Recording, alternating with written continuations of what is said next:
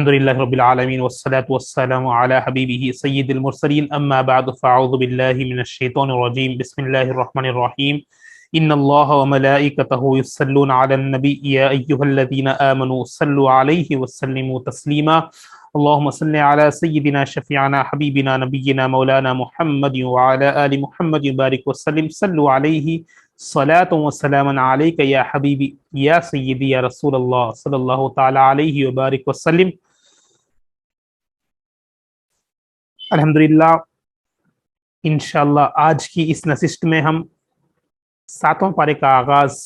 کریں گے اور سورۃ المائدہ چل رہا ہے۔ اللہ کے فضل و کرم سے 6 پارے مکمل ہو چکے ہیں۔ آئیے آج کی اس نشست کا آغاز کرتے ہیں۔ تمام حضرات اچھی نیتیں کر لیں اللہ کی رضا کی نیت سے اور بغور سماعت فرمائیں۔ وَإِذَا سَمِعُوا مَا أُنزِلَ إِلَى الرَّسُولِ تَرَىٰ أَعْيُنَهُمْ تَفِيضُ مِنَ الدَّمْعِ مِمَّا عَرَفُوا مِنَ الْحَقِّ يَقُولُونَ رَبَّنَا آمَنَّا فَاكْتُبْنَا مَعَ الشَّاهِدِينَ۔ اور یہی وجہ ہے کہ ان میں سے بعض سچے عیسائی جب اس قرآن کو سنتے ہیں جو رسول صلی اللہ علیہ وسلم کی طرف اتارا گیا ہے تو آپ ان کی آنکھوں کو اشک ریز دیکھتے ہیں۔ یہ آنسو کا چھلکنا اس حق کے باعث ہے جس کی انہیں معرفت نصیب ہو گئی ہے۔ اب یہاں پر اس آیت میں پہلی آیت میں ہمیں بتایا جا رہا ہے کہ جب بعض عیسائی کلام پاک کو سنتے ہیں جو رسول صلی اللہ علیہ وسلم کی طرف اتاری گئی ہے، ان کی آنکھوں کو اشک ریز دیکھتے ہیں، یعنی وہ اپنے آنکھوں سے آنسوؤں کو بہتے ہیں۔ یہ آنسو کا چھلکنا اس حق کے باعث ہے جس کی انہیں معرفت نصیب ہو گئی ہے، اللہ کی طرف سے انہیں معرفت ملی ہے۔ الحمدللہ وہ قرآن کے اس فیض سے قرآن کو سمجھ کر سنتے ہیں نا، وہ جب وہ قرآن کو دیکھے ہیں حضور کے اوپر اتارا گیا ہے، وہ جب سمجھے ہیں تو ان کے آنکھوں سے آنسو برس رہے تھے۔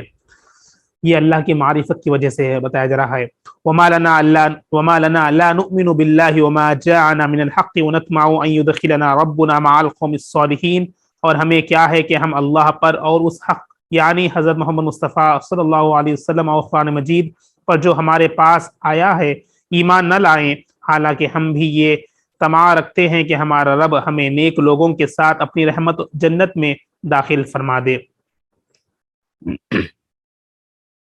فَأَثَابَهُمُ اللَّهُ بِمَا قَالُوا جَنَّاتٍ تَجْرِي مِن تَحْتِهَا الْأَنْهَارُ خَالِدِينَ فِيهَا وَذَلِكَ جَزَاءُ الْمُحْسِنِينَ۔ سو اللہ نے ان کی اس مؤمنانہ بات کے عوض انہیں ثواب میں جنتیں عطا فرما دی ہیں جن کے نیچے نہریں بہ رہی ہیں، وہ ان میں ہمیشہ رہنے والے ہیں اور یہی نیکوکاروں کی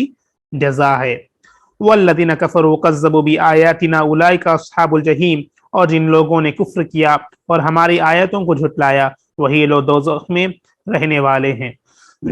یا ایھا الذین آمنوا لا تحرموا طیبات ما احل اللہ لکم ولا تعتدوا ان اللہ لا يحب المعتدین۔ اے ایمان والو، جو پاکیزہ چیزیں اللہ نے تمہارے لیے حلال کی ہیں انہیں اپنے اوپر حرام مت ٹھہراؤ اور نہ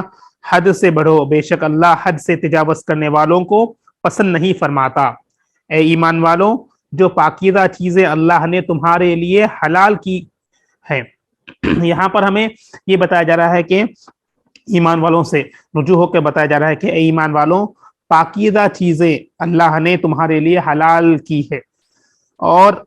اپنے اوپر حرام مت ٹھہراؤ۔ جو چیزیں آپ کو حلال ہے وہ حلال ہی ہے، پاکیزہ ہے، حد سے نہ بڑھو، یعنی اپنے آپ کو حلال چیزیں نہ کھا کر رکا لینا، اسے حد سے بڑھنا کہتے ہیں۔ جو اللہ کے پاس سے حلال ہے وہ ہمارے لیے پاک ہے، پاکیزہ چیزیں ہیں، اور جو حرام ہے وہ ناپاک ہے، ہمیں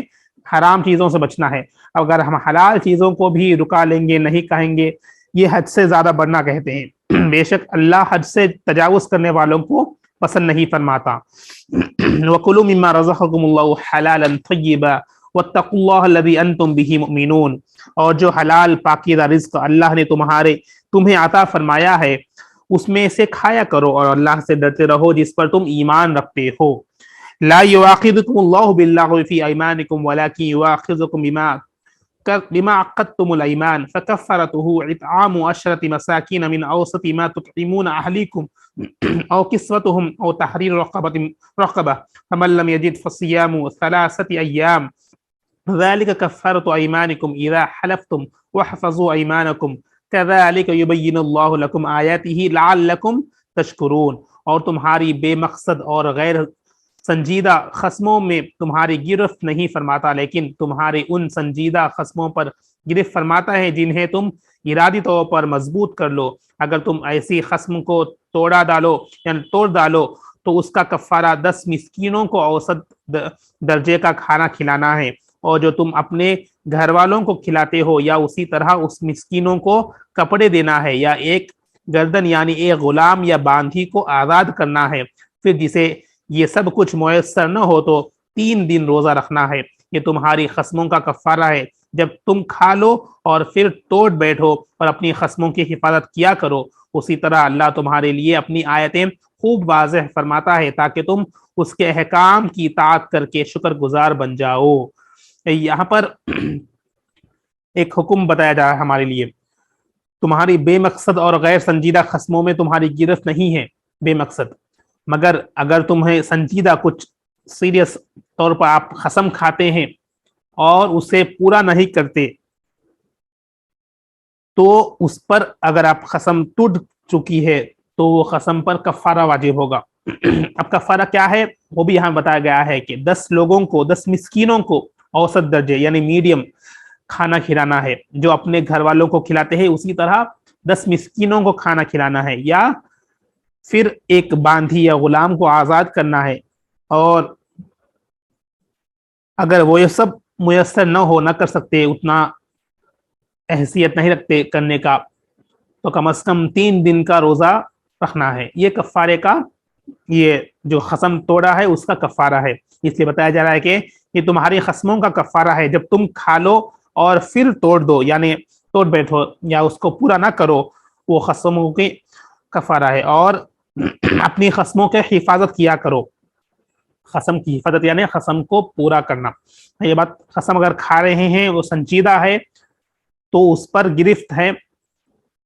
اور یہ تمام پروسیس پر کرنا رہتا ہے اگر قسم توڑ بیٹھے۔ اسی طرح اللہ تمہارے لیے اپنی آیتوں کو خوب واضح فرماتا ہے جس طرح آپ احکام سن رہے ہیں، تاکہ تم اس کے احکام کی اطاعت کر کے شکر گزار بن جاؤ۔ ہمارے لیے ایک وے آف لیونگ بتایا جا رہا ہے کہ اگر آپ یہ کریں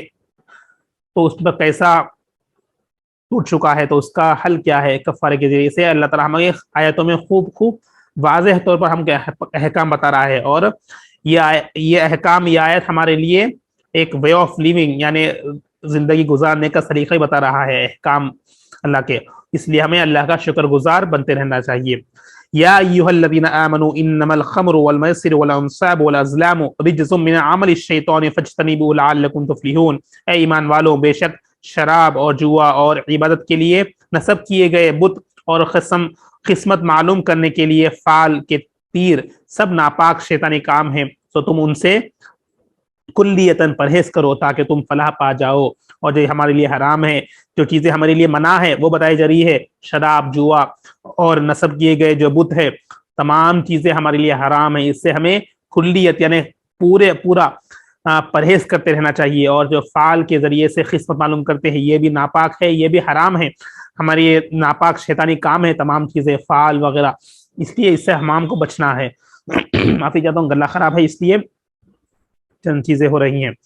انما يريد الشيطان ان يوقع بينكم العداوة والبغضاء في الخمر والميسر ويصدكم عن ذكر الله وعن الصلاة فهل انتم منتهون۔ شیطان یہی چاہتا ہے کہ شراب اور جوئے کے ذریعے تمہارے درمیان عداوت اور کینہ ڈال دے اور تمہیں اللہ کے ذکر سے اور نماز سے روک دے۔ کیا تم ان شریک یعنی اس شیاطین کے باتوں میں باز آ جاؤ گے؟ ہمیں بچنے کا حکم دیا جا رہا ہے۔ شیطان ہمیں ان عادتوں سے، نماز کو دور کرتا ہے، تمام چیزوں سے بچنے کی حکم دی جا رہی ہے۔ وَأَطِيعُوا اللَّهَ وَأَطِيعُوا الرَّسُولَ وَاحْذَرُوا فَإِن تَوَلَّيْتُمْ فَاعْلَمُوا أَنَّمَا عَلَىٰ رَسُولِنَا الْبَلَاغُ الْمُبِينُ۔ اور تم اللہ کی اطاعت کرو اور رسول صلی اللہ علیہ وسلم کی اطاعت کرو اور خدا اور رسول صلی اللہ علیہ وسلم کی مخالفت سے بچتے رہو۔ پھر اگر تم نے روگردانی کی تو جان لو کہ ہمارے رسول پر صرف احکام کا واضح طور پر پہنچا دینا ہی ہے اور وہ یہ فریضہ ادا فرما چکے ہیں۔ اب یہاں پر اللہ اور اس کے رسول کی اطاعت کی ترغیب دی جا رہی ہے، اور اگر ہم اس کی مخالفت کریں گے تو ہمارے لیے یہ واضح طور پر بتایا جا رہا ہے کہ رسول صرف احکام کا واضح طور پر پہنچا دینا ہی ہے اور یہ فریضہ ادا فرما چکے ہیں۔ لیس علی الذین آمنوا وعملوا الصالحات جناح فیما طعموا اذا ما اتقوا وآمنوا وعملوا الصالحات ثم اتقوا وآمنوا ثم اتقوا واحسنوا واللہ يحب المحسنین۔ ان لوگوں پر جو ایمان لائے اور نیک عمل کرتے رہے، اس حرام میں کوئی گناہ نہیں جو وہ حکم حرمت اترنے سے پہلے کھا پی چکے ہیں، جبکہ وہ بقیہ معاملات میں بچتے رہیں اور دیگر احکام الہی پر ایمان لائے اور اعمال صالحہ پر عمل پیرا رہے، پھر احکام حرمت کے آ جانے کے بعد بھی ان سب حرام اشیاء سے پرہیز کرتے رہیں اور ان کی حرمت پر صدق دل سے ایمان لائے، پھر صاحبان تقوی ہوئے اور بالآخر صاحبان احسان یعنی اللہ کے خاص محبوب و مقرب نیکوکار بندے بن گئے، اور اللہ احسان والوں سے محبت فرماتا ہے۔ اب یہاں پر ہم کو نیک عمل کرتے رہیں اس کی ترغیب دی جا رہی ہے، اور جو نیک عمل کر رہے ہیں اور حرام گناہ سے کوئی گناہ نہیں جو حکم حرمت سے پہلے کھا پی چکے ہیں، جبکہ وہ بقیہ معاملات میں بچتے رہے، ان تمام اعمال صالحہ پر بتایا جا رہا ہے کس طرح ہم کو وہ عمل کرنا ہے، اور حرام چیزوں سے بچنے کی ترغیب دی جا رہی ہے، اور یہ بتایا جا رہا ہے کہ پھر صاحب ایمان تقوی ہوئے، اور جو بالآخر صاحب احسان یعنی جو تقوی پرہیزگار کرے اور احسان یعنی اللہ کے خاص محبوب مقرب نیکوکار بندے ہیں، اور اللہ احسان والوں سے محبت فرماتا ہے۔ یا ایھا الذین آمنوا لیبلونکم اللہ بشیء من الصید تنالہ ایدیکم ورماحکم لیعلم اللہ من یخافہ بالغیب فمن اعتدی بعد ذلک فلہ عذاب علیم۔ اے ایمان والو، اللہ کسی قدر ایسے شکار سے تمہیں ضرور آزمائے گا جس تک تمہارے ہاتھ اور تمہارے نیزے پہنچ سکتے ہیں، تاکہ اللہ اس شخص کی پہچان کروا دے جو اس سے غائبانہ ڈرتا ہے، پھر جو شخص اس کے بعد بھی حد سے تجاوز کر جائے تو اس کے لیے دردناک عذاب ہے۔ اب یہاں پر ایمان والوں سے رجوع ہو کر فرماتا ہے کہ اے ایمان والو، اللہ کس قدر ایسے شکار سے تمہیں ضرور آزمائے گا جس تک تمہارے ہاتھ اور تمہارے نیزے پہنچ سکتے ہیں، تاکہ اللہ اس شخص کی پہچان کروا دے جو اس سے غائبانہ ڈرتا ہے، پھر جو شخص اس کے بعد بھی حد سے تجاوز کر جائے تو اس کے لیے دردناک عذاب ہے۔ جو حد سے زیادہ ہے تجاوز کرے گا کوئی شخص، اس کے لیے عذاب کا بتایا جا رہا ہے۔ یا ایھا الذین آمنوا لا تقتلوا الصید وانتم حرم ومن قتلہ منکم متعمدا فجزاء مثل ما قتل من النعم یحکم بہ ذوی عدل منکم حدیا بالغ الکعبۃ او کفارۃ طعام مساکین وعدل ذلک صیاما لیذوق وبال امرہ عفا اللہ عما سلف ومن عاد فینتقم اللہ منہ واللہ عزیز ذو انتقام۔ اے ایمان والوں، جو تم احرام کی حالت میں شکار کو مت مارا کرو، اور تم میں سے جس نے حالت احرام قصداً اسے مار ڈالا تو اس کا بدلہ مویشیوں میں سے اسی ایک برابر کوئی جانور ہے جس سے اس نے قتل کیا ہے، جس کی نسبت تم میں سے دو عادل شخص فیصلہ کریں کہ واقعی یہ جانور اس شکار کے برابر ہے، بشرطے کہ وہ قربانی کر کعبے پہنچنے والی ہو یا اس کا کفارہ چند محتاجوں کا کھانا ہے، یعنی جانور کی قیمت کے برابر معمول کا کھانا جتنے بھی محتاجوں کو پورا جائے، یا اس کے برابر یعنی جتنے محتاجوں کا کھانا بنے۔ روزے ہیں تاکہ وہ اپنے کیے کے بوجھ کا مزہ چکے، جو کچھ اس سے پہلے ہو گزرا اللہ نے اسے معاف فرما دیا، اور جو کوئی ایسا کام دوبارہ کرے گا تو اللہ اس سے نافرمانی کا بدلہ لے گا، اور اللہ بڑا غالب بدلہ لینے والا ہے۔ اب یہاں پر اور ایک احکام کے بارے بتایا گیا ہے کہ اگر حالت احرام میں یعنی حج کے دوران یا عمرہ میں جو لوگ احرام باندھتے ہیں، حالت احرام میں شکار کرنا منع کیا گیا ہے، شکار کو مت مارا کرو۔ اگر تم میں سے جس نے حالت احرام قصداً یعنی اسے مار ڈالا یعنی شکار کر لیا تو اس کا کیسا کفارہ ہے، اور اس کا کفارہ بتایا گیا ہے کہ اس جانور کو قربانی یعنی دم جسے کہتے ہیں وہ یہاں پر بتایا جا رہا ہے کہ وہ کرنا احکام ہے ہمارے لیے. اگر پہلی مرتبہ اللہ تعالیٰ معاف فرمانے والا ہے، اگر دوبارہ پھر نے اس احکام کو یعنی جو کوئی ایسا کام پھر سے دوبارہ کرے گا تو اللہ اس سے نافرمانی کا بدلہ لے گا، اور اللہ بڑا غالب بدلہ لینے والا ہے. احل لكم صيد البحر وطعامه متاعا لكم وللسيارة وحرم عليكم صيد البر ما دمتم حرما واتقوا الله الذي إليه تحشرون. تمہارے لیے دریا کا شکار اور اس کا کھانا تمہارے اور مسافروں کے فائدے کی خاطر حلال کر دیا گیا ہے، اور خشکی کا شکار تم پر حرام کیا گیا ہے جب تک کہ تم حالت احرام میں ہو، اور اللہ سے ڈرتے رہو جس کی بارگاہ کی طرف تم سب جمع کیے جاؤ گے. اب یہاں پر کس طرح جو مسافر ہیں ان کے لیے کون سا شکار حلال ہے اور کون سا شکار حرام ہے وہ بتایا جا رہا ہے. جعل اللہ الکعبۃ البیت الحرام قیاما للناس والشهر الحرام والحدی والخلائد ذلك لتعلموا ان اللہ یعلم ما فی السماوات وما فی الارض وان اللہ بکل شیء علیم. اللہ نے عزت و ادب والے گھر کعبہ کو لوگوں کے دینی و دنیاوی امور میں قیام امن کا باعث بنا دیا ہے، اور حرمت والے مہینے اور کعبے کی قربانی اور گلے میں علامتی پٹے والے جانوروں کو بھی جو حرم مکہ میں لائے گئے ہیں سب کو اسی نسبت سے عزت و احترام عطا کر دیا گیا ہے. یہ اس لیے کہ تمہیں علم ہو جائے کہ جو کچھ آسمانوں میں اور جو کچھ زمین میں ہے اللہ خوب جانتا ہے، اور اللہ ہر چیز سے بہت واقف ہے. اعلموا ان اللہ شدید العقاب وان اللہ غفور رحیم. جان لو کہ اللہ سخت گرفت والا ہے، اور یہ کہ اللہ بڑا بخشنے والا بہت رحم فرمانے والا بھی ہے. دو چیزیں، اللہ اگر گرفت کرنے پہ آئے پکڑ لینے پہ آئے وہ بہت بڑا گرفت والا بھی ہے، سخت گرفت کرنے والا بھی ہے. ہمیں اگر اللہ تعالیٰ ہمارے اعمال کی گرفت پر اگر اتر بیٹھے تو اس سے بڑھ کر کوئی سخت گرفت نہیں کر سکتے. تو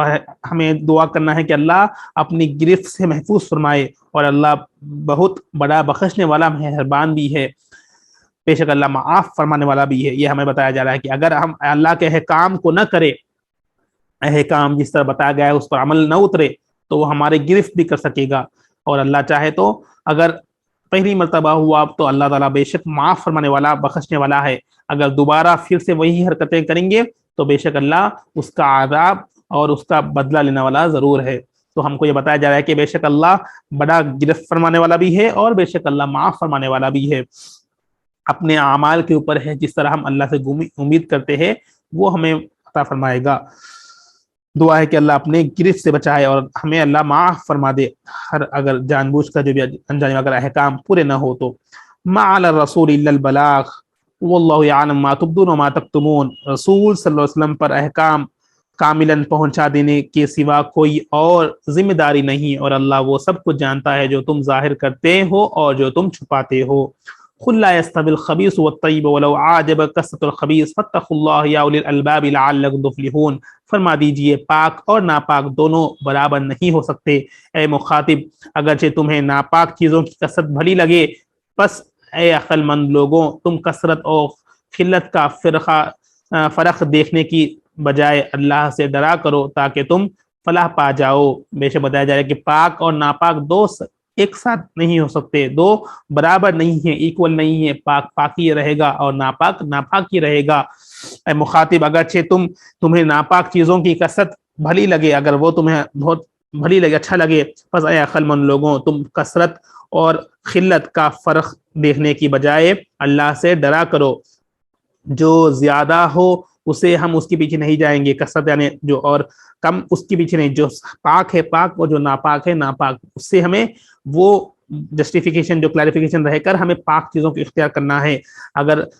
فرق آپ کو نہیں دیکھ سکتے آپ لوگ تو اللہ سے ڈرا کرو تاکہ تم فلاح پا جاؤ، کامیاب ہو جاؤ. یا ایھا الذین آمنوا لا تسألوا عن اشیاء ان تبد لکم تسؤکم وان تسألوا عنها حین ينزل القرآن تبد لکم عفا اللہ عنہا واللہ غفور حلیم. اے ایمان والوں، تم ایسی چیزوں کی نسبت سوال مت کیا کرو جن پر قرآن خاموش ہو کہ اگر وہ تمہارے لیے ظاہر کر دی جائے تو تمہیں مشقت میں ڈال دے. اب یہاں پر ہم کو بتایا جائے کہ ایسی چیزوں کا سوال مت کرو جو تمہارے لیے قرآن خاموشی اختیار کر رہا ہے. اگر ہم غیر ضروری سوال کریں گے اور یہ کیوں وہ کیوں اگر قرآن اس کا جواب دے بیٹھے، اگر تمہارے لیے ظاہر کر دی گئی وہ چیزیں تو تمہیں مشقت میں ڈال دیں گی، اپنے آپ ہم مشقت میں ڈال دیں گے اور تمہیں بری لگے گی۔ اور اگر اس لیے بتایا کہ جو احکام ہے اس کے پورا کرنا ہے، اگر ہم اس کا سوال کر بیٹھے اور اس کی مطلب اللہ سے اور اس کا سوال کرتے بیٹھے، جس طرح موسیٰ علیہ السلام کی قوم نے سوال کیا تھا یہ وہ کیوں، اگر ہم اس طرح اور سوال کرنے لگیں گے تو ہم قرآن میں ہر چیز موجود ہے، اگر تمہارے لیے وہ ظاہر کر دی گئی تو ہم اپنے آپ کو مشقت میں ڈال دیں گے جس سے ہمیں اور بری لگے گی۔ اور اگر تم ان کے بارے میں اس وقت سوال کرو گے جبکہ قرآن نازل کیا جا رہا ہے تو وہ تم پر نزول حکم کے ذریعے ظاہر یعنی متعین کر دی جائیں گی۔ اب وہ قوم سے بتایا جب اگر قرآن نازل ہوتے وقت اگر سوال کر دیے گئے تو اللہ تعالیٰ اس پر جواب نازل کرتے رہے گا، تم پر نزول حکم کے ذریعے یعنی احکام کے ذریعے یعنی متعین کر دی جائیں گی، جس سے تمہیں تمہاری صبح یعنی ثواب بھی اور ختم ہو جائے گی، جو آپ کو سوال معلوم کرنے گئے وہ ختم ہو جائے گا اور تم ایک ہی حکم کے پابند ہو جاؤ گے۔ جب وقت پہ آئے گا تو اللہ تعالیٰ احکام فرما دے گا اور تمہارے لیے ایک ہی احکام ہو جائیں گے۔ اللہ نے ان باتوں اور سوالوں سے اب تک درگزر فرمایا ہے اور اللہ بڑا بخشنے والا بردبار ہے، بے شک اللہ بخشنے والا بردبار ہے۔ قد صالحا قوم من قبلكم ثم اصبحوا بها كافرين، قد صالحا قوم من قبلكم ثم اصبحوا بها كافرين، بے شک تم سے پہلے ایک قوم نے ایسی ہی باتیں پوچھی تھی، جس سے بتایا کہ موسیٰ علیہ السلام کی قوم نے ایسی ہی باتیں پوچھی تھی، جب وہ بیان کر دی گئی پھر وہ ان کے منکر ہو گئے۔ جب وہ ایسی باتیں کی ہے، جب ان کے لیے بیان کر دی گئی وہ لوگ منکر ہو گئے اس کے۔ ما جعل الله من بحيرة ولا سائبة ولا وصيلة ولا حام ولكن الذين كفروا يفترون على الله الكذب واكثرهم لا يعقلون، اللہ نے نہ تو بحیرہ کو امر شرعی مقرر کیا ہے اور نہ سائبہ کو اور نہ وسیلہ کو اور نہ حام کو، لیکن کافر لوگوں اور اللہ پر جھوٹا بہتان باندھتے ہیں اور ان میں سے اکثر عقل نہیں رکھتے۔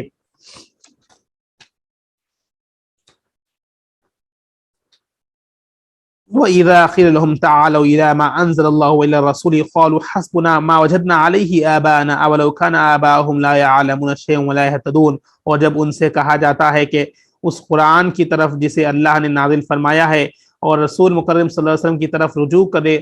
تو کہتے ہیں ہمیں وہی طریقہ کافی ہے جس پر ہم نے اپنے باپ دادا کو پایا، اگرچہ ان کے باپ دادا نہ کچھ دین کا علم رکھتے ہو اور نہ ہی ہدایت یافتہ ہو۔ اب جب ان سے کہا جاتا ہے کہ اس قرآن کی طرف جسے اللہ نے نازل فرمایا اور رسول مکرم کی طرف رجوع ہو جاؤ، جب ان سے بتایا جا رہا ہے کہ قرآن اور اللہ کے رسول جو پیغام لائے اس پر رجوع ہو جاؤ، تو وہ کہنے لگے ہم وہی طریقہ کافی ہے جو باپ داداؤں پایا کرتے تھے، اگرچہ باپ دادا یعنی وہ لوگ بیٹھے ہیں کہ ہم اپنے باپ دادا کو جو احکام کرتے تھے اس پر ہی فالو کریں گے۔ اب ہمارے لیے یہاں پر ایک نصیحت ہے، کیا ہمارے باپ دادا جو احکام بتائے یعنی وہ لوگ جو کرے تھے کیا وہ علم دین سے صحیح ہے؟ یہ ہم کو جانچنا ہے۔ اگر علم دین وہ لوگ علم رکھ کر عمل کرتے تھے اور شریعت میں وہ جائز تھا تو صحیح ہے، آپ لوگ دین پر فالو کر رہے ہیں۔ اگر نہیں، وہ لوگ دوسرا جو علم دین نہیں رکھتے وہ لوگ اور رسمانی رواج وہ لوگ کر رہے ہیں، اگر ہم اس کو فالو کریں گے تو ہم دین پر نہیں فالو کر رہے ہیں، سراسر ہم دین سے بہک رہے ہیں۔ یہی بتا جا رہا ہے کہ باپ دادا کو اگرچہ باپ دادا نہ کچھ دین کا علم رکھتے ہیں اور نہ ہی ہدایت یافتہ ہے، اگر وہ لوگ دین کا علم نہیں رکھتے، وہ ہدایت یافتہ نہیں ہے تو آپ بھی ہدایت کے راستے پر نہیں ہیں، آپ بھی بھٹکتے رہیں گے۔ اس لیے ہم کو جانچنا ہے، کیا علم دین سیکھنا ہے اور سیکھ کر جو صحیح ہے اس کو فالو کرنا ہے، نہ کہ باپ دادا جو فالو کر رہے تھے۔ یا ایھا الذین آمنوا علیکم انفسکم لا یضرکم من ضل اذا اہتدیتم والی اللہ مرجعکم جمیعا فینبئکم بما کنتم تعملون، اے ایمان والوں تم اپنی جانوں کی فکر کرو، تمہیں کوئی گمراہ نقصان نہیں پہنچا سکتا اگر تم ہدایت یافتہ ہو چکے ہو، تم سب کو اللہ کی طرف پلٹنا ہے، پھر وہ تمہیں ان کاموں سے خبردار فرما دے گا جو تم کرتے رہے تھے۔ بے شک ہمیں یہ جانوں کی فکر کرتا ہے کہ ہم اپنے جانوں کی فکر کرتے رہنا چاہیے کہ تمہیں گمراہ نہیں نقصان فرما سکتا، اگر تم ہدایت پہ ہو تو کوئی تمہیں نقصان نہیں پہنچا سکتا یا گمراہ نہیں کر سکتا، مگر اگر ہمیں یہ یقین کرنا ہے کہ بے شک اللہ کی طرف ہمیں لوٹنا ہے، پھر تمہیں ان کاموں جو ہم آج اگر کام کر رہے ہیں باپ داؤں کا، تو اللہ ہمیں ضرور ان کاموں کے بارے میں پوچھے گا، خبردار فرما دے گا جو تم کرتے رہے ہو۔ یا ایھا الذین آمنوا شہادۃ بینکم اذا حضر احدکم الموت حین الوصیۃ اثنان ذوا عدل منکم او آخران من غیرکم ان انتم ضربتم فی عرض فاصابتکم مصیبۃ الموت تحبسونہما من بعد الصلاۃ فیقسمان باللہ ان ارتبتم لا نشتری بہ ثمنا ولو کان ذا قربى ولا نکتب الشہادۃ اللہ انا اذا لمن الآثمین۔ اے ایمان والوں، جب تم میں سے کسی کی موت آئے تو وصیت کرتے وقت تمہارے درمیان گواہی کے لیے تم میں سے دو عادل شخص ہو یعنی عدل کرنے والے، یا تمہارے غیروں میں سے کوئی دوسرے دو شخص ہو۔ اگر تم ملک میں سفر کر رہے ہو، پھر اسی حال میں تمہیں موت کی مصیبت آ پہنچے تو تم ان دونوں کو نماز کے بعد روک لو، اور اگر تمہیں ان پر شک گزرے تو وہ دونوں اللہ کی قسمیں کھائیں گے، ہم اس کے عوض کوئی قیمت حاصل نہیں کریں گے، خواہ کوئی کتنا ہی خرابت دار ہو، اور نہ ہم اللہ کی مقرر کردہ گواہی کو چھپائیں گے، اگر چھپائیں تو ہم اسی وقت گناہ گار میں ہو جائیں گے۔ وصیت کرنے والے جو وصیت کریں گے اس کا طریقہ بتایا جائے، کس طرح ہم کو عادل شخص کو رکھ کر وصیت کرنے کا حکم جب موت کے قریب وقت آئے تو۔ فَإِنْ عُثِرَ عَلَىٰ أَنَّهُمَا اسْتَحَقَّا إِثْمًا فَآخَرَانِ يَقُومَانِ مَقَامَهُمَا مِنَ الَّذِينَ اسْتَحَقَّ عَلَيْهِمُ الْأَوْلَيَانِ فَيُقْسِمَانِ بِاللَّهِ لَشَهَادَتُنَا أَحَقُّ مِنْ شَهَادَتِهِمَا وَمَا اعْتَدَيْنَا إِنَّا إِذًا لَّمِنَ الظَّالِمِينَ۔ پھر اگر اس بات کی اطلاع ہو جائے کہ وہ دونوں صحیح گواہی چھپانے کی باعث گناہ کے سزاور ہو گئے ہیں، تو ان کی جگہ دو اور گواہ ان لوگوں میں سے کھڑے ہو جائیں جن کا حق پہلے دو گواہوں نے دبایا ہے، وہ میت کے زیادہ قرابت دار ہوں، پھر وہ اللہ کی قسم کھائیں کہ بے شک ہماری گواہی ان دونوں کی گواہی سے زیادہ سچی ہے اور ہم حق سے تجاوز نہیں کر رہے ہیں، اگر ایسا کریں تو ہم اسی وقت ظالموں میں سے ہو جائیں گے۔ ذَلِكَ أَدْنَىٰ أَن يَأْتُوا بِالشَّهَادَةِ عَلَىٰ وَجْهِهَا أَوْ يَخَافُوا أَن تُرَدَّ أَيْمَانٌ بَعْدَ أَيْمَانِهِمْ وَاتَّقُوا اللَّهَ وَاسْمَعُوا وَاللَّهُ لَا يَهْدِي الْقَوْمَ الْفَاسِقِينَ۔ یہ طریقہ اس بات سے قریب تر ہے کہ لوگ صحیح طور پر گواہی ادا کریں، یا اس بات سے خوف زدہ ہوں کہ غلط گواہی کی صورت میں ان کی قسموں کے بعد وہی قسمیں زیادہ قریبی ورثاء کی طرف لوٹائی جائیں گی، اور اللہ سے ڈرتے رہو اور اس کے احکام کو غور سے سنا کرو، اور اللہ نافرمان قوم کو ہدایت نہیں دیتا۔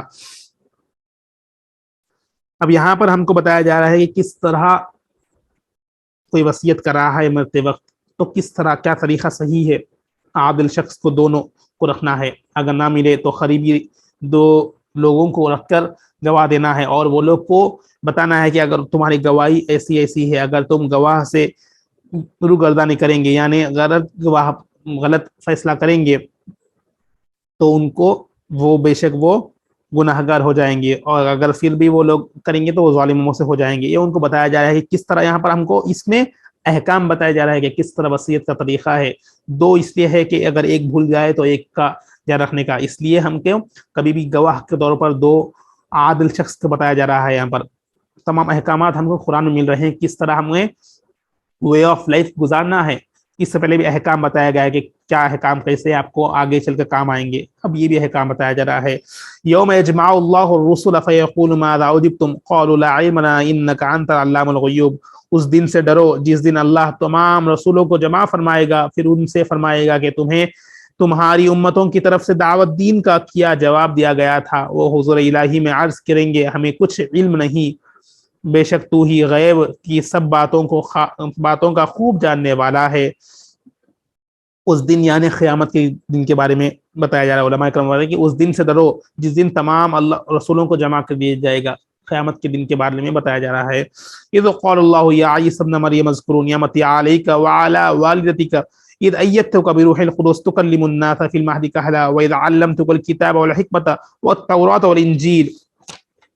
وإذ تخلق من الطين كحياة الطير بإذني فتنفخ فيها وتكون طيرا بإذني وتبرئ الأكمه والأبرص بإذني وإذ تخرج الموتى بإذني وإذ كففت بني إسرائيل عنك إذ جئتهم بالبينات فقال الذين كفروا منهم إن هذا إلا سحر مبين۔ جب اللہ فرمائے گا اے عیسیٰ ابن مریم تم اپنے اوپر اور اپنی والدہ پر میرا احسان یاد کرو جب میں نے پاک روح جبرائیل کے ذریعے تمہیں تقویت بخشی، تم گہوارے میں اور پختہ عمری میں باہد تبلیغ اور رسالت یکساں انداز سے لوگوں سے گفتگو کرتے تھے، اور جب میں نے تمہیں کتاب اور حکمت اور دانائی اور تورات اور انجیل سکھائی ہے، اور جب تم میرے حکم سے مٹی کے گارے میں سے پرندے کی شکل کی مانند مورتی بناتے تھے، پھر تم اس میں پھونک مارتے تھے تو وہ مورتی میرے حکم سے پرندہ بن جاتی تھی، اور جب تم مادرزاد اندھوں کو، کوڑیوں کی یعنی برس زدہ مریضوں کو میرے حکم سے اچھا کر دیتے تھے۔ اب یہاں پر آپ کو یہ بتاتا چلوں کہ یہاں پر یہ تمام چیزیں اللہ فرمائے گا کہ عیسیٰ ابن مریم یعنی عیسیٰ علیہ السلام سے رجوع بتایا گیا، ہم نے اپنے اوپر اپنی والدہ پر میرا احسان یاد کرو جب میں نے پاک روح یعنی احسان کو یاد کرو۔ بتایا جا رہا ہے کہ ان سے کس طرح مریم علیہ السلام کو جبرائیل کے ذریعے سے روح ڈالا گیا اور آپ کو ان کے بطن سے نکالا گیا، جب آپ کو تورات کو اور انجیل کا علم سکھا دیا گیا، اور ان کو اللہ عیسیٰ علیہ السلام کو یہ معجزے بتائے گئے کہ جس طرح وہ مٹی کے پرندہ کو مٹی کے پرندہ یا اس کی شکل میں بناتے تھے اور اللہ کے باذن اللہ کے حکم سے روح ڈالتے تھے اللہ کے حکم سے، تو وہ پرندہ زندہ ہو جاتا تھا اور اڑنے لگتا تھا، اور مادرزاد اندھوں کو یعنی جو پیدائش سے نابینا تھے ان کو اپنے ہاتھوں کے اللہ کے حکم سے اپنے ہاتھ پھیرتے تھے اور اللہ کا حکم فرماتے تھے کہ وہ صحیح ہو جائے، وہ صحیح ہو جاتا تھا، اور کوڑ یعنی برس زدہ مریضوں کو میرے حکم سے اچھا کر دیتے تھے، اور جب تم میرے حکم سے مردوں کو زندہ کر کے خبر سے نکال کر کھڑا کر دیتے تھے۔ یہ تمام معجزے عیسیٰ علیہ السلام کی تھے جو اللہ تعالیٰ نے ان کو عطا فرمایا۔ عیسیٰ علیہ السلام تمام اللہ کے حکم سے مردوں کو زندہ فرماتے تھے، نکال کر کھڑا کر دیتے تھے۔ تو اور جب میں نے بنی اسرائیل کو تمہارے قتل سے روک دیا تھا جبکہ تم ان کے پاس واضح نشانیاں لے کر آئے تھے، تو ان میں سے کافروں نے یہ کہہ دیا کہ تو کھلے جادو کے سوا کچھ نہیں ہے۔ یہ تمام چیزیں جب بنی اسرائیل کے قوم نے دیکھا تو وہ بتایا کہ یہ تمام جادو ہے، مگر حالانکہ یہ اللہ کے رسول کے معجزے ہے۔ یہ ان کو بتایا جا رہا ہے کہ احسان یاد رکھو، آپ عیسیٰ علیہ السلام رجوع کو بتایا جا رہا ہے کہ یہ تمام چیزیں آپ کو دی گئی ہے، اور یہ ان کی قوم نے بنی اسرائیل نے دیکھ کر بتایا کہ ان میں سے کافروں نے یہ کہہ دیا کہ یہ تو کھلے جادو کے سوا کچھ نہیں ہے۔ یہ ان کی بدبختی ہے کہ وہ معجزات کو دیکھ نہیں سکتے، غور و فکر نہیں کرے تھے۔ وَإِذَا أَوْحَيْتُ إِلَى الْحَوَارِيِّينَ أَنْ آمِنُوا بِي وَبِرَسُولِي قَالُوا آمَنَّا وَاشْهَدْ بِأَنَّنَا مُسْلِمُونَ، اور جب میں نے حواریوں کے دل میں یہ ڈال دیا کہ تم مجھ پر اور میرے پیغمبر عیسیٰ علیہ السلام پر ایمان لاؤ، تو انہوں نے کہا ہم ایمان لے آئے ہیں، اور تو گواہ ہو جانا کہ ہم یقیناً مسلمان ہیں۔ اب اس میں سے کچھ جو فالوور عیسیٰ علیہ السلام کو پہچانے اور ایمان لائے انہیں حوارین کہتے ہیں، وہ لوگ ایمان لائے اور تو گواہ ہو جائے کہ تو ہم یقین مسلمان ہیں۔ اذ قال الحواريون يا عيسى ابن مريم هل يستطيع ربك ان ينزل علينا مائدة من السماء قال اتقوا الله ان كنتم مؤمنين، اور یہ بھی یاد کرو جب حواریوں نے کہا اے عیسیٰ ابن مریم کیا تمہارا رب ایسا کر سکتا ہے کہ ہم پر آسمان سے کھانے کا خوان اتار دے؟ تو عیسیٰ علیہ السلام نے جواباً کہا لوگوں اللہ سے ڈرا کرو، تم صاحب ایمان ہو۔ قالوا نريد ان ناكل منها وتطمئن قلوبنا ونعلم ان قد صدقتنا ونكون عليها من الشاهدين، وہ کہنے لگے ہم تو صرف یہ چاہتے ہیں کہ اس میں سے کھائیں اور ہمارے دل مطمئن ہو جائیں اور ہم مزید یقین سے جان لیں کہ آپ نے ہم سے سچ کہا ہے، اور ہم اس خوان نعمت کے اترنے پر گواہ ہو جائیں گے۔ حواریین متعارف کرتے تھے کہ عیسیٰ علیہ السلام سے کہ اللہ تعالیٰ ہمیں آسمان سے دسترخوان نازل فرمائے گا، تو عیسیٰ علیہ السلام فرماتے کہ جواباً کہا کہ لوگوں اللہ سے ڈرا کرو، تم صاحب ایمان ہو، ایمان والے ہو، ایسی بات مت کرو۔ تو جب حواریین نے کہنے لگے تو ہم تو صرف یہ چاہتے ہیں کہ اس میں سے کھائیں جو اللہ نے عطا کیا، اور ہمارے دل کو مطمئن اطمینان ہو جائیں کہ آپ جو کہہ رہے ہیں وہ سچ ہے، جان لیں آپ نے ہمیں سچ فرما کہا اور ہم سے اس خوان نعمت کے اترنے پر گواہ ہو جائیں گے۔ قال عیسی ابن مریم اللہم ربنا انزل علینا عیسی ابن مریم اللہم ربنا انزل علینا مائدۃ من السماء تکون لنا عیدا للاولین والآخرین وآیۃ منک وارزقنا وانت خیر الرازقین۔ عیسیٰ ابن مریم نے عرض کیا اے اللہ، اے ہمارے رب، ہم پر آسمان سے خوان یعنی نعمت نازل فرما دے، اس کے اترنے کا دن ہمارے لیے عید ہو جائے گی، ہمارے اگلوں کے لیے بھی اور ہمارے پچھلوں کے لیے بھی، اور خوان تیری طرف سے نشانی ہو اور ہمیں رزق عطا کر، اور تو سب سے بہترین رزق دینے والا ہے۔ جب عیسیٰ علیہ السلام نے اللہ سے اللہ کے بارگاہ میں رجوع ہو کر دعا فرمائی کہ ہمیں دسترخوان نازل فرما، خوان نعمت نازل فرما، قال اللہ انی منزلها علیکم فمن یکفر بعد منکم فانی اعذبہ عذابا لا اعذب احدا من العالمین۔ اللہ نے فرمایا بے شک میں اسے تم پر نازل فرماتا ہوں، پھر تم میں سے جو شخص اس کے بعد کفر کرے گا تو یقیناً میں اسے عذاب دوں گا کہ تمہیں جہاں والوں میں سے کسی کو بھی ایسا عذاب نہ دوں گا، جہاں والوں میں سے کسی کو بھی ایسا عذاب نہ دوں گا۔ بے شک اللہ فرمایا کہ تم پر نازل فرماتا ہوں، پھر تم میں سے جو شخص اس کے بعد کفر کرے گا تو یقیناً میں اسے عذاب دوں گا کہ تمام جہاں والوں میں سے کسی کو ایسا عذاب نہ ملا، وہ عذاب عطا فرماؤں گا۔ اللہ تعالیٰ فرما رہا ہے بے شک اس دعا کے بعد اللہ تعالیٰ نے ان کے لیے دسترخوان نازل فرمانے کا فرمایا۔ اللہ نے فرمایا کہ بے شک میں نے اس سے تم پر نازل فرماتا ہوں، اور دسترخوان نازل فرمانے کی بات کی ہے، نعمت عطا فرمانے کی، نعمت اتارنے کی بات فرما دی گئی ہے۔ اگر پھر بھی اس کے بعد پھر اگر وہ لوگ نہ مانیں گے، کفر اختیار کریں گے تو ان پر عذاب ہوگا، یہ یہاں پر بتایا جا رہا ہے۔ الحمدللہ ہم آج کی اس نشست میں 7واں پارے کا پہلا ربع ختم کر چکے ہیں، 5 رکوع پڑھ چکے ہیں، سماعت کر چکے ہیں۔ اس میں ہمیں کئی احکامات ملے ہیں، جس طرح پہلے احکام جو وصیت کے بارے میں، کس طرح اگر کوئی مرنے کے ٹائم پہ ہو یا موت کے وقت ہو،